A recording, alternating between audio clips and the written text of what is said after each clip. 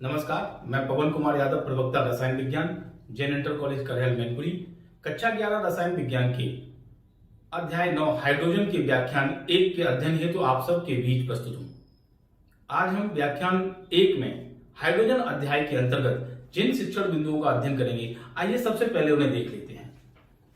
आज के इस व्याख्यान में हम अध्ययन करेंगे हाइड्रोजन एवं उसके समस्थानिक। आवर्त सारणी में स्थान, हाइड्रोजन का आवर्त सारणी में किस प्रकार स्थान होता है, हाइड्रोजन को बनाने की विधियां, हाइड्रोजन के भौतिक एवं रासायनिक गुण और हाइड्रोजन के उपयोग। जैसा कि हम जानते हैं कि हाइड्रोजन प्रकृति में अति बाहुल्य मात्रा में पाया जाने वाला तत्व है। लगभग 70% से अधिक ब्रह्मांड का भूभाग हाइड्रोजन से निर्मित होता है। हाइड्रोजन मुक्त अवस्था में 10⁶ भाग आयतन में से 1 भाग ही पाई जाती है। यद्यपि हाइड्रोजन वायुमंडल में मुक्त अवस्था में केवल 10⁶ भागों में से 1 भाग आयतन ही उसका पाया जाता है, किंतु यह संयुक्त अवस्था में अम्ल, क्षार एवं कार्बनिक पदार्थों के रूप में मिलती है। हाइड्रोजन का संकेत H होता है, जैसा कि हम लोग जानते हैं, और हाइड्रोजन की खोज हेनरी कैवेंडिश ने की। हाइड्रोजन का नाम हाइड्रोजन लेवोसियो ने रखा क्योंकि हाइड्रोजन जो है उसे ग्रीक भाषा में अर्थ होता है हाइड्रोजन का जल उत्पन्न करने वाली। हम जानते हैं कि जल का दहन करने पर हाइड्रोजन उत्पन्न होती है, अतः लेवोसियो ने इस तत्व का नाम हाइड्रोजन रखा। कमरे के ताप पर इसका अस्तित्व गैस के रूप में होता है। इसके रूप में होता है, गैस के रूप में होता है, और इसे H2 अणुसूत्र से प्रदर्शित करते हैं, जिसे हम डाई हाइड्रोजन भी कह सकते हैं, जिसका अणुसूत्र H2 होता है। इस प्रकार हाइड्रोजन का ही सामान्य परिचय है। हाइड्रोजन, जैसा कि हम लोग जानते हैं, परमाणु संरचना अध्याय के अंतर्गत हमने समस्थानिकों को जाना था। समस्थानिक की परिभाषा हमने कैसे की थी कि एक ही तत्व के वे परमाणु जिनके परमाणु क्रमांक समान किंतु द्रव्यमान संख्याएं भिन्न भिन्न होती हैं, समस्थानिक कहलाते हैं। यानी एक ही तत्व के ऐसे परमाणु जिनके परमाणु क्रमांक समान हो किंतु द्रव्यमान संख्याएं भिन्न भिन्न हो, समस्थानिक कहलाते हैं। तब हमने जाना था कि हाइड्रोजन के भी 3 समस्थानिक हो सकते हैं, होते हैं। कितने? 3 समस्थानिक हाइड्रोजन के होते हैं। कैसे? कि हाइड्रोजन का सिंबल H जो तीनों में है, आप देख रहे हैं, H H H, यानी हाइड्रोजन के 3 समस्थानिक जिनके परमाणु क्रमांक क्रमशः 1, यानी यहां अगर हम परमाणु क्रमांक को Z से प्रकट करें तो Z इक्वल टू यहां भी 1, Z इक्वल टू यहां भी 1 और Z इक्वल टू यहां भी 1। किंतु इन तीनों की द्रव्यमान संख्या क्रमशः 1, 2 और 3 होती हैं, जिनके नाम क्रमशः प्रोटियम, ड्यूटेरियम और ट्राइटियम होते हैं। तो हाइड्रोजन के 3 समस्थानिक होते हैं, प्रोटियम, ड्यूटेरियम और ट्राइटियम। आइए देखते हैं आवर्त सारणी में हाइड्रोजन का स्थान, कि आवर्त सारणी में हाइड्रोजन को कहां रखा गया। जैसा कि हम जानते हैं, हाइड्रोजन का परमाणु क्रमांक 1 होता है और उसे 1H1 से निरूपित करते हैं। आवर्त सारणी में तत्वों को परमाणु क्रमांकों के बढ़ते हुए क्रम में व्यवस्थित किया गया है, अर्थात नीचे वाली संख्या जो 1 है, जिसे हम परमाणु क्रमांक कहते हैं Z, इसके आधार पर आवर्त सारणी में तत्वों को रखा गया है। यदि हम 1H का इलेक्ट्रॉनिक विन्यास बनाएं तो 1S1 बनता है, और यह इलेक्ट्रॉनिक विन्यास क्षार धातुओं से समानता रखता है। अतः हाइड्रोजन को पहले आवर्त में, क्योंकि यहां 1 है, कोष की क्रम संख्या, अंतिम कोष या बाह्य कोष की क्रम संख्या 1 है, अर्थात उसके लिए मुख्य क्वांटम संख्या का मान 1 है, इसलिए हाइड्रोजन के लिए आवर्त हो जाएगा 1। क्या हो जाएगा? आवर्त 1, और इसका विन्यास 1S1 जो कि वर्ग 1 के NS1 के समान है। वर्ग 1 के सभी तत्वों का सामान्य इलेक्ट्रॉनिक विन्यास NS1 होता है, तो ये 1S1 हो गया। बाह्य कोष के इलेक्ट्रॉनिक विन्यास NS1 जैसे होते हैं, इसलिए 1S1 NS1 समानता के कारण हाइड्रोजन को आवर्त 1 में और वर्ग 1 में क्षार धातुओं के साथ रखा गया है। इसी प्रकार हाइड्रोजन का इलेक्ट्रॉनिक विन्यास 1S1 है, अतः हाइड्रोजन अक्रिय गैस से हाइड्रोजन में 1 इलेक्ट्रॉन कम है, जो हीलियम से। यही विशेषता हेलोजन में होती है।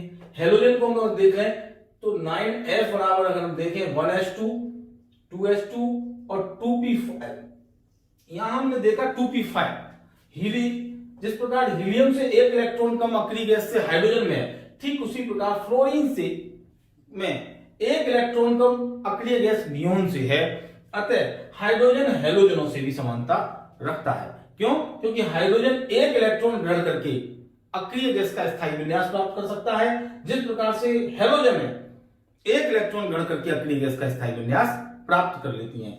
अतः हाइड्रोजन वर्ग 1 की क्षार धातुओं से और वर्ग 17 की हैलोजनों से समानता रखती है।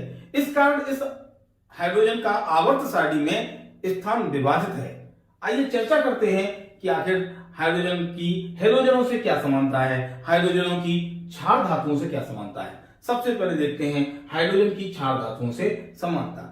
अगर हम इलेक्ट्रॉनिक विन्यास की बात करते हैं तो जैसा कि अभी हमने बनाया था कि 1H बराबर 1s1, ठीक उसी प्रकार से क्षार धातुओं का इलेक्ट्रॉनिक विन्यास बनता है 3Li।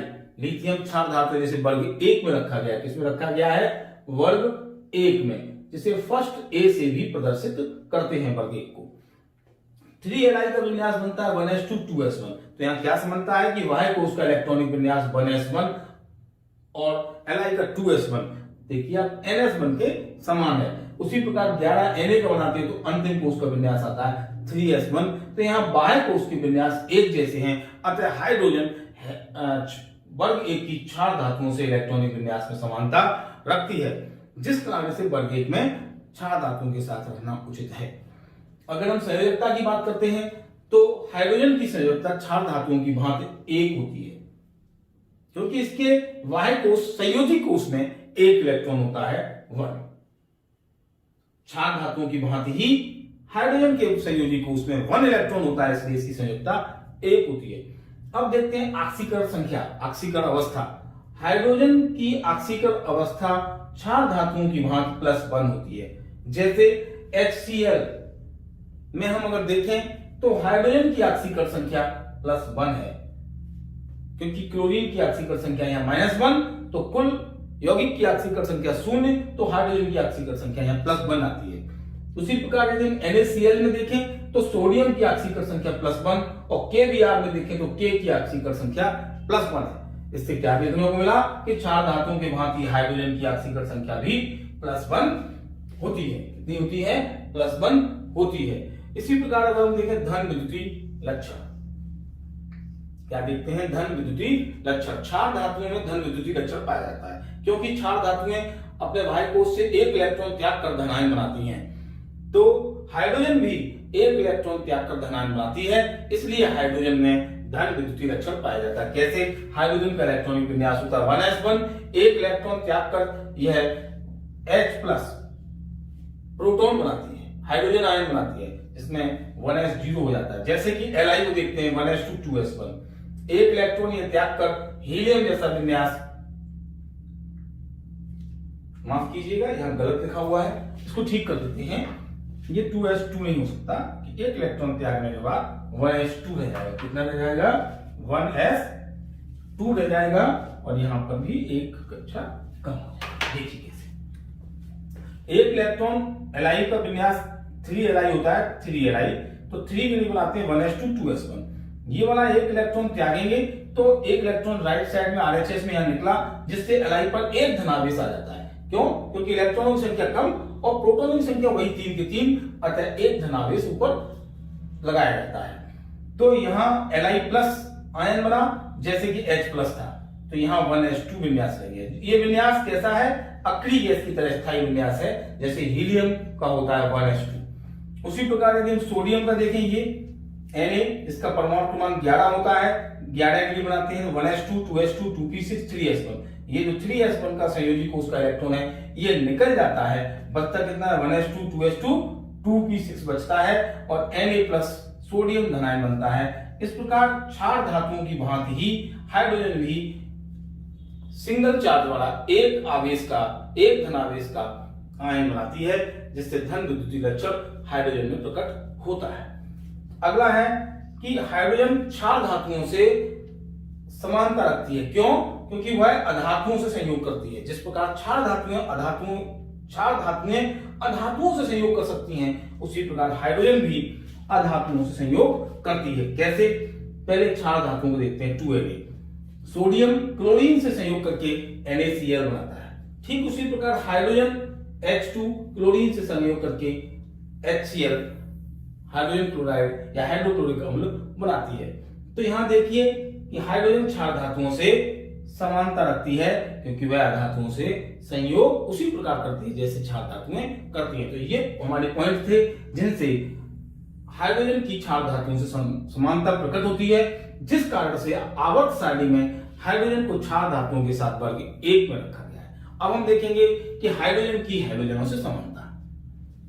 अब देखें हाइड्रोजन की हैलोजनों से समानता, जिसके आधार पर हाइड्रोजन को आवर्त सारणी में हैलोजनों के साथ वर्ग 17 में स्थान दिया गया है। किसमें? हैलोजनों को कहां रखा गया? वर्ग 17 में। क्यों? देख लेते हैं एक बार हैलोजन उठा के कोई सी कि वर्ग 17 में क्यों रखा गया कि 9F का अगर हम बनाएं तो 1s2 2s2 2p5, तो यहां पर 5 और 2 7 और उसमें जोड़ते हैं 10, तो आता है वर्ग 17। दूसरा कार्ड जब P5 है, कितना है भाई को उसका विन्यास P5, तो ये P ब्लॉक का 5वां कॉलम है। P ब्लॉक अंतिम 6 कॉलम में होता है आवर्त सारणी। आप याद करें जो पिछले हम लोगों ने अध्याय में आवर्त सारणी विस्तृत अध्ययन किया था, उसके आधार पर हम देख रहे हैं कि वर्ग 17 होता है हैलोजनों का। आखिर इसमें कैसे हम हाइड्रोजन को सेट कर सकते हैं? क्या कार्ड है? कार्ड ये है कि हाइड्रोजन का इलेक्ट्रॉनिक विन्यास हैलोजनों से इस प्रकार मैच करता है कि हाइड्रोजन वैसे तो 1s1 और 2p5 में बहुत अंतर है, तो मैच क्यों करता है? क्योंकि 1s1 के कारण हाइड्रोजन एक इलेक्ट्रॉन ठीक उसी प्रकार ग्रहण कर सकता है जैसे हैलोजन करती हैं। क्यों कर सकता है? अक्रिय गैस का स्थायी विन्यास प्राप्त करने के लिए। जैसे अगर यहाँ 1s1 है, एक इलेक्ट्रॉन ग्रहण करा देंगे तो कितना हो जाएगा? 1s2, और यहाँ 2p5 है, एक इलेक्ट्रॉन ग्रहण करेगी अगर हैलोजन तो हो जाएगा 2p6, जिससे अष्टक पूर्ण हो जाएंगे या कोष पूर्ण हो जाएंगे और अक्रिय गैस का स्थायी विन्यास प्राप्त हो जाएगा। इस प्रकार हाइड्रोजन हैलोजन से इसलिए समानता रखती है कि उसके इलेक्ट्रॉनिक विन्यास में भी एक इलेक्ट्रॉन अक्रिय गैस के स्थायी विन्यास से कम होता है। उसके बाह्य कोश में अक्रिय गैस के बाह्य कोश से एक इलेक्ट्रॉन कम होता है, ठीक उसी प्रकार जैसे हैलोजनों में होता है। इसलिए हाइड्रोजन हैलोजनों से समानता इलेक्ट्रॉनिक विन्यास में रखती है। दूसरा है संयोजकता। हाइड्रोजन एक इलेक्ट्रॉन ग्रहण कर सकती है, अर्थात वह एक इलेक्ट्रॉन ग्रहण करके हाइड्राइड आयन बनाती है, ठीक उसी प्रकार जैसे हैलोजन बनाती है, अतः एक संयोजी होती है। ऑक्सीकरण अवस्था, इसकी ऑक्सीकरण अवस्था -1 होती है। कैसे? अगर हम देखें NaH, तो क्षार धातुओं की ऑक्सीकरण अवस्था +1, तो दूसरे वाले की जो है -1 होगी। कितनी होगी? -1।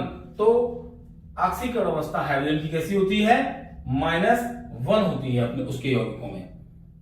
हाइड्रोजन कुछ यौगिकों में ऋण 1 ऑक्सीकरण अवस्था भी प्रदर्शित करती है। इसी प्रकार से हैलोजन के लिए देखें तो NaCl, आपने देखा सोडियम के लिए +1, तो Cl के लिए क्या होगी? -1। यानी हाइड्रोजन और हैलोजन दोनों ही ऋण 1 ऑक्सीकरण अवस्था प्रदर्शित करती हैं, इसलिए इनमें समानता होती है। अगर हम ऋण विद्युतीय लक्षण की बात करें तो हाइड्रोजन हैलोजन की भांति एक इलेक्ट्रॉन ग्रहण करके हाइड्राइड आयन बनाती है। जैसे फ्लोरीन एक इलेक्ट्रॉन को ग्रहण करके फ्लोराइड आयन बनाती है, क्लोरीन एक इलेक्ट्रॉन ग्रहण करके क्लोराइड आयन, और ब्रोमीन एक इलेक्ट्रॉन ग्रहण करके ब्रोमाइड आयन बनाती हैं। तो हाइड्रोजन हैलोजनों से इस प्रकार समानता रखती है कि उसमें ऋण विद्युतीय लक्षण पाया जाता है, क्योंकि वह एक इलेक्ट्रॉन ग्रहण करके ऋणावेशित आयन बनाती है। अधात्विक प्रकृति, हाइड्रोजन भी हैलोजनों की भांति अधातुओं के गुण रखती है, अधात्विक प्रकृति रखती है, क्योंकि अधातुएं हम जानते हैं वे तत्व होती हैं, यानी वे तत्व जो इलेक्ट्रॉन ग्रहण कर सकते हैं अधातु कहलाते हैं। तो ये इलेक्ट्रॉन ग्रहण कर सकती है हैलोजन की भांति, अतः हाइड्रोजन अधात्विक प्रकृति रखती है। अगला पॉइंट, सह संयोजक यौगिकों का निर्माण। हाइड्रोजन हैलोजन की तरह जैसे ये हाइड्रोजन जो है वो क्लोरीन की तरह सह संयोजक यौगिक बना सकती है। कैसे? अगर हम हाइड्रोजन के लिए देखें तो हाइड्रोजन कार्बन के साथ CH4 मैथेन बनाती है, सिलिकॉन के साथ SiH4 सिलिकॉन हाइड्राइड और नाइट्रोजन के साथ अमोनिया का निर्माण करती है NH3। उसी प्रकार क्लोरीन भी इन तत्वों के साथ कार्बन, फिर सिलिकॉन, फिर नाइट्रोजन के साथ ठीक इसी प्रकार के यौगिक बनाती है। कैसे?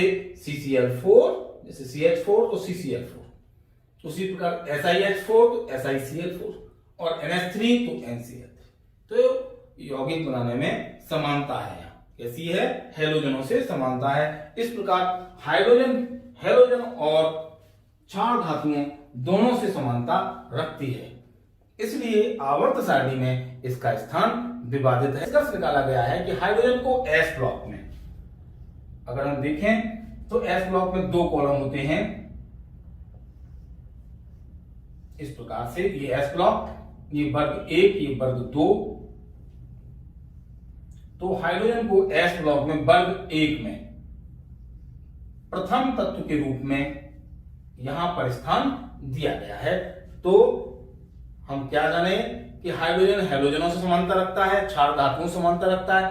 फिर भी यह निष्कर्ष निकाला गया कि हाइड्रोजन को S ब्लॉक के प्रथम वर्ग के प्रथम तत्व के रूप में स्थान दिया गया है। अब हम अध्ययन करेंगे हाइड्रोजन को बनाने की विधियां, हाइड्रोजन के भौतिक एवं रासायनिक गुण तथा उपयोगों का। आइए अध्ययन करते हैं हाइड्रोजन की बनाने की विधियों का। आइए अब देखते हैं हाइड्रोजन गैस बनाने की विधियां। सबसे पहले हम सीखेंगे कि प्रयोगशाला में हाइड्रोजन कैसे बनाई जाती है। प्रयोगशाला में दानेदार जिंक पर तन सल्फ्यूरिक अम्ल की क्रिया द्वारा हाइड्रोजन गैस बनाई जाती है। दानेदार जिंक का मतलब Zn प्लस तन H2SO4, जब यह क्रिया कराई जाती है तो बनता है ZnSO4 और हाइड्रोजन गैस H2। प्रयोगशाला में एक बुल्फ बोतल ली जाती है। क्या लिया जाता है? बुल्फ बोतल, जिसकी आकृति इस प्रकार की होती है। इस बुल्फ बोतल में एक थिसिल कीप लगा दी जाती है, जिसकी सहायता से इस बुल्फ बोतल में तन H2SO4 डाला जाता है। इसमें पहले से ही जिंक को, दानेदार जिंक को भर दिया जाता है, जिसके ऊपर से जब तन H2SO4 इसमें डाला जाता है तो क्रिया होती है। उस रासायनिक क्रिया के फलस्वरूप हाइड्रोजन गैस बनती है।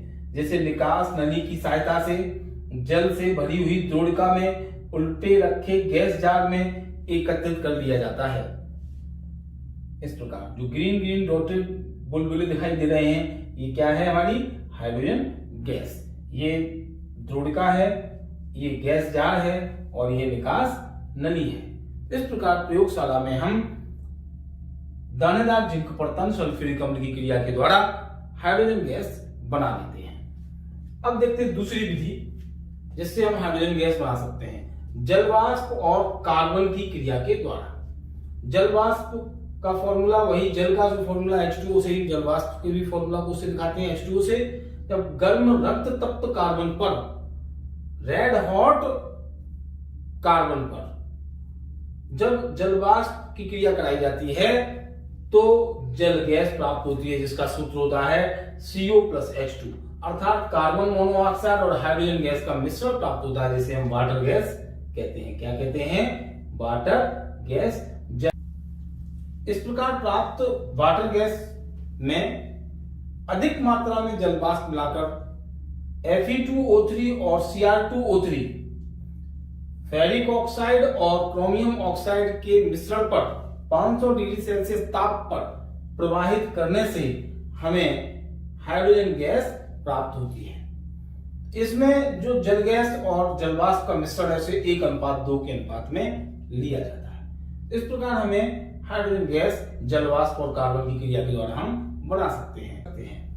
अगला देखिए, जल की क्रियाशील धातुओं से क्रिया द्वारा। अगर हम जल की सोडियम और कैल्शियम जैसी सक्रिय धातुओं से जब क्रिया कराते हैं तो हमें क्षार और हाइड्रोजन गैस मुक्त होती है। ये हाइड्रोजन गैस, क्षार से मतलब 2NaOH प्लस H2। जैसे कैल्शियम से कराएं Ca plus 2H2O equal to CaOH का whole twice plus hydrogen gas.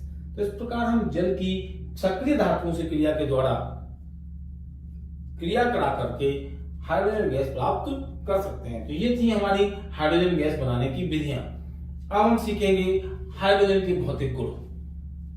Hydrogen के भौतिक गुणों में पहला है कि यह रंगहीन, गंधहीन और स्वादहीन गैस है। कैसी है? रंगहीन, गंधहीन और स्वादहीन गैस है। इसमें कोई रंग नहीं होता, किसी प्रकार की कोई गंध नहीं होती और कैसा भी स्वाद नहीं होता। नंबर 2, यह स्वयं ज्वलनशील है किंतु जलने में सहायक नहीं है। क्या मतलब हुआ इसका? कि यह स्वयं ज्वलनशील है। अगर हम एक मोमबत्ती जल रही हो, उसके पास हाइड्रोजन गैस ले जाएं, तो हाइड्रोजन गैस स्वयं तो नीली ज्वाला के साथ जलने लगती है, लेकिन मोमबत्ती बुझ जाती है। इसका मतलब यह स्वयं ज्वलनशील है लेकिन जलने में सहायक नहीं है, दूसरी वस्तुओं को जलाने में सहायक नहीं है। तीसरा, यह लिटमस के प्रति उदासीन होती है। अर्थात हाइड्रोजन गैस को की प्रणाली में, हाइड्रोजन गैस से भरी हुई प्रणाली में यदि हम लाल या नीले लिटमस पेपर को ले जाएं तो उस पर कोई प्रभाव नहीं पड़ता। इसका मतलब यह लिटमस के प्रति उदासीन है, अतः इसकी प्रकृति न तो अम्लीय होती है न ही क्षारीय होती है। अगला पॉइंट, जल में विलेयता। यह जल में बहुत कम घुलनशील है। इसकी जल में घुलनशीलता, जल में विलेयता 2% के लगभग होती है, यानी काफी कम प्रतिशतता इसकी जल में घुलनशील होती है। अब हम अध्ययन करेंगे हाइड्रोजन के रासायनिक गुणों का। जैसा कि हम जानते हैं हाइड्रोजन का अणुसूत्र होता है H2, जिसे हम H सिंगल बॉन्ड H लिख सकते हैं। अर्थात हाइड्रोजन के दो परमाणु एकल बंधन के द्वारा परस्पर जुड़े होते हैं। ये जो H सिंगल बॉन्ड H है, इसकी बंध वियोजन एंथैल्पी बहुत अधिक होने के कारण हाइड्रोजन कम क्रियाशील होता है, क्योंकि यह बहुत अधिक ताप पर वियोजित हो पाता है। क्यों? क्योंकि यह इसकी जो बॉन्ड है, इसकी वियोजन एंथैल्पी बहुत अधिक होती है। दूसरा, हाइड्रोजन के परमाणु का आकार बहुत कम होने के कारण इसकी क्रियाशीलता बहुत कम होती है। फिर भी यह कुछ तत्वों से क्रिया करती है जिनका अध्ययन कर लेते हैं। जैसे नंबर 1, ऑक्सीजन के साथ क्रिया। यह ऑक्सीजन से क्रिया करके जल बनाती है। 2H2 + O2 = 2H2।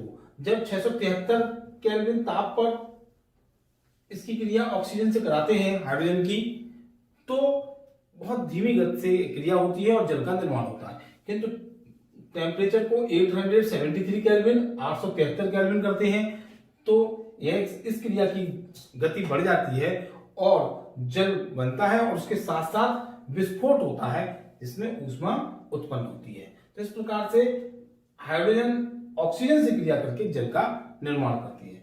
दूसरा पॉइंट, हैलोजन से क्रिया। हाइड्रोजन हैलोजनों से क्रिया करती है।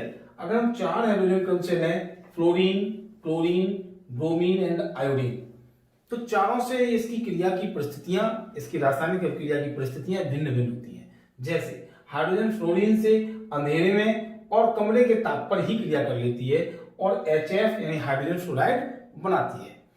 उसी तरह अगर हम हाइड्रोजन की क्रिया क्लोरीन से कराएं तो नहीं हो पाती, बल्कि हाइड्रोजन क्लोरीन से सूर्य के हल्के प्रकाश में, HV का मतलब फोटोन यानी प्रकाश के कण, तो सूर्य के हल्के प्रकाश में क्रिया करके HCl हाइड्रोक्लोरिक अम्ल बनाती है। उसी प्रकार ब्रोमीन से जब हम क्रिया कराते हैं तो हल्का टेम्परेचर देना पड़ता है और हाइड्रोजन ब्रोमीन से क्रिया तब कर पाती है जब उसे हम गर्म करते हैं तो HBr हाइड्रोब्रोमिक अम्ल बनता है। इसी प्रकार से हाइड्रोजन आयोडीन से जब क्रिया करती है तो प्लेटिनम उत्प्रेरक की उपस्थिति आवश्यक है और यह क्रिया अगर हम कराते हैं तो बहुत धीमी गति से होती है। आयोडीन से इसकी क्रिया कैसी होती है? बहुत धीमी गति से होती है। तो इस प्रकार इसकी हैलोजनों से क्रिया जो है भिन्न भिन्न परिस्थितियों में कराई जाती है, तब संपन्न होती है। अगर हम हाइड्रोजन के सापेक्ष हैलोजन की क्रियाशीलता देखें तो इस क्रम में आती है कि फ्लोरीन सबसे ज्यादा क्रियाशील रहती है हाइड्रोजन के साथ, उसकी अपेक्षा क्लोरीन कम और उसकी अपेक्षा से ब्रोमीन और कम और फिर आयोडीन और कम होती है। तो क्रियाशीलता का ये ऑर्डर है जो वर्ग में ऊपर से नीचे घटते क्रम में आवर्त सारणी के वर्ग 17 में जो हैलोजन रखी गई हैं उनमें अगर हम देखें तो ऊपर से नीचे जाने पर यह क्रम घटता जाता है, जो हैलोजनों का हाइड्रोजन से क्रियाशीलता का क्रम है। इसी के साथ अब देखते हैं नाइट्रोजन के साथ क्रिया। नाइट्रोजन के साथ क्रिया में नाइट्रोजन हाइड्रोजन के साथ Fe यानी आयरन और मोलिब्डेनम उत्प्रेरक की उपस्थिति में 200 atm वायुमंडलीय दाब पर यानी 200 वायुमंडलीय दाब पर 450 डिग्री सेल्सियस पर जब क्रिया कराई जाती है तो तो अमोनिया NH3 बनती है। इसको ऐसे याद करते हैं N2 + 3H2 रिवर्सिबल 2NH3। यह क्रिया उत्क्रमणीय होती है। यह विधि हेबर विधि कहलाती है। क्या कहलाती है? अमोनिया के निर्माण की यह विधि हेबर विधि कहलाती है, जो अमोनिया के औद्योगिक निर्माण की विधि है।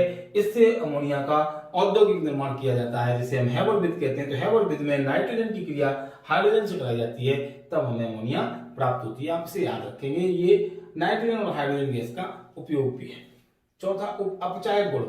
हाइड्रोजन धात्विक ऑक्साइडों को, जैसे गर्म कॉपर ऑक्साइड Cu, अपचयन कर देती है, अपचेत कर देती है। अतः इसमें अपचायक का गुण पाया जाता है। तो CuO + H2 हल्का गर्म करते हैं तो Cu बनता है और H2O। यहाँ क्या हुआ है? गर्म कॉपर ऑक्साइड क्या हो गया है? अपचयित हो गया है। कैसा हो गया है? अपचयित हो गया है। अब देखें धातुओं से क्रिया। यह धातुओं से क्रिया करके उनकी हाइड्राइड्स बनाती है। जैसे NaH हाइड्राइड, मतलब सोडियम का हाइड्राइड, लिथियम का हाइड्राइड, ये हाइड्राइड बनते हैं कब? जब ये धातुओं से क्रिया करते हैं। 2Na + H2 = 2NaH, और हम लिथियम से कराएं तो लिथियम का हाइड्राइड 2LiH। ओके, तो अब हम सीख पाए क्या कि अगर हम सोडियम से क्रिया कराते हैं हाइड्रोजन की तो सोडियम हाइड्राइड, और लिथियम से क्रिया कराते हैं हाइड्रोजन की तो लिथियम हाइड्राइड बनते हैं। धातुओं से क्रिया करके ये हाइड्राइड बनाती है। अब देखते हैं हाइड्रोजन के उपयोग। हाइड्रोजन अपचायक के रूप में प्रयुक्त होती है। कैसे? हमने अभी रासायनिक गुणों में देखा था कि हाइड्रोजन धात्विक ऑक्साइडों को अपचयित कर देती है, धात्विक ऑक्साइडों का अपचयन करा देती है। जैसे गर्म कॉपर ऑक्साइड की क्रिया जब हाइड्रोजन से कराई थी, तो यहाँ गर्म कॉपर ऑक्साइड का CuO का अपचयन हो गया था, क्योंकि यहाँ Cu की ऑक्सीकरण संख्या +2 है, जो यहाँ शून्य हो गई है। ये मुक्त अवस्था में है, फ्री स्टेट में है, तो यहाँ पर ऑक्सीकरण संख्या Cu की 0 है, जो कि इस प्रकार ऑक्सीकरण संख्या में कमी हुई है, जिससे CuO का अपचयन हुआ है। क्या हुआ है? अपचयन हुआ है। यहाँ +2 और यहाँ पर Cu की ऑक्सीडेशन स्टेट 0 है, इसलिए इसका अपचयन हुआ है। तो ये अपचायक के रूप में हाइड्रोजन गैस प्रयुक्त होती है, जब धात्विक ऑक्साइडों का ये अपचयन करा देती है। नंबर 2, वनस्पति तेलों के हाइड्रोजनीकरण से वनस्पति घी बनाने में हाइड्रोजन का प्रयोग किया जाता है। जब वनस्पति तेल का हम हाइड्रोजनीकरण कराते हैं निकेल उत्प्रेरक की उपस्थिति में 180 डिग्री सेल्सियस ताप पर, तो वनस्पति वेजिटेबल घी बनता है। तो इस प्रकार हम क्या जानेंगे, वनस्पति तेलों के हाइड्रोजनीकरण में हम हाइड्रोजन का उपयोग करते हैं वनस्पति घी बनाने में। तीसरा, हेबर विधि से अमोनिया के निर्माण में। हमने यहाँ नाइट्रोजन के साथ क्रिया में जाना था कि हेबर विधि में, यानी हेबर विधि द्वारा अमोनिया के औद्योगिक निर्माण में हम नाइट्रोजन की क्रिया हाइड्रोजन से कराते हैं, तो हमें अमोनिया गैस प्राप्त होती है। तो हेबर विधि से अमोनिया के निर्माण में। और चौथा, ईंधन के रूप में कोल गैस, जल गैस आदि गैसें हमें ईंधन के रूप में प्रयुक्त कर सकते हैं। तो ये हमारे थे हाइड्रोजन के उपयोग। तो आज के इस व्याख्यान में हमने हाइड्रोजन के परिचय, हाइड्रोजन के समस्थानिक, हाइड्रोजन बनाने की विधियां, हाइड्रोजन के भौतिक गुण, हाइड्रोजन के रासायनिक गुण और हाइड्रोजन के उपयोगों के बारे में सीखा। आशा है इस व्याख्यान के बाद आप हाइड्रोजन के संदर्भ में पूरी तरह से इस व्याख्यान के माध्यम से समझ सके होंगे। और इस व्याख्यान के आधार पर हम आपको कुछ गृह कार्य दे रहे हैं, जिसे आप अपनी उत्तर पुस्तिका पर करेंगे। इस वीडियो को बार बार देखेंगे। दीक्षा ऐप की सहायता से, इस वीडियो की सहायता से अपने स्वलिखित नोट्स सुनाकर अपनी तैयारी करेंगे। देखिए आज के गृह कार्य में क्या क्या प्रश्न हैं, जिन्हें आप अपनी उत्तर पुस्तिका पर लिखेंगे। पहला, हाइड्रोजन की हैलोजनों से समानताएं लिखिए। हमने हाइड्रोजन की क्षार धातु और हाइड्रोजन दोनों से समानताओं का अध्ययन किया है, जिसके आधार पर हमने आवर्त सारणी में हाइड्रोजन के स्थान को जाना। तो आप हाइड्रोजन से हाइड्रोजनों की समानताओं को लिखेंगे। दूसरा, हाइड्रोजन के उपयोगों पर टिप्पणी लिखें या टिप्पणी करें। तो आप हाइड्रोजन के उपयोगों को अपनी उत्तर पुस्तिका पर उत्तर के रूप में, इस प्रश्न के आंसर के रूप में लिखेंगे। आपके उज्जवल भविष्य की कामना करते हुए आप सभी को ढेर सारा आशीष। नमस्कार।